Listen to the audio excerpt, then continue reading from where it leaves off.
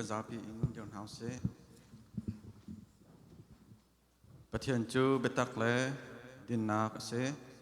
ama chu ibo chan kon house adin nak le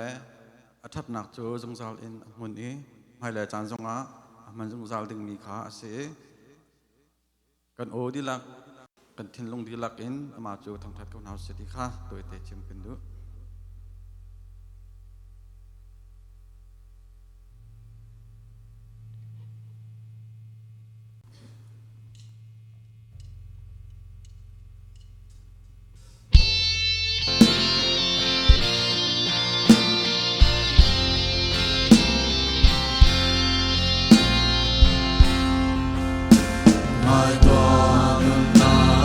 Song bị thương, anh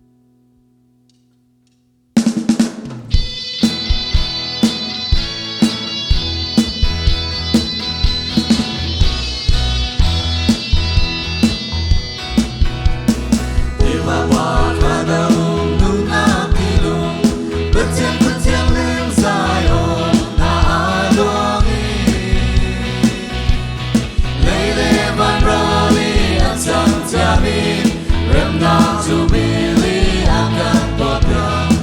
elan tar na kan shwai hallelujah ti sen sung za ta mana petang kan sa rai koi na kan her ti lo asum tu via te kan le ti en ti sen sum ti sung za kan sa rai ba ni na akan ja ba na ni ban do kan me Israel na ina sung tu ti sen Pharaoh rakam na an bir di really rakat lay a kan try Ilakan city sen for me Hallelujah ti sen sung za ta ba na betang kan ta rai koi na kan her ti lo asum tu bia te kan le ti e ti sen sum ti sung za kan sa rai ba ni na kan sa on ba ti tu ma hi asi ti sen sum kap tu ti sen kan ra se ten chon na ka te sang va na chu ten mai a kan shwan sa wat na ta ki man tu me hallelujah ti sen sung za za ma na te tang kan sa rai koi na kan her ti lo asum tu bia te kan le ti e ti sen sum ti sung za kan sa rai ba ni na Bồi bát sát sầm na kan pen halai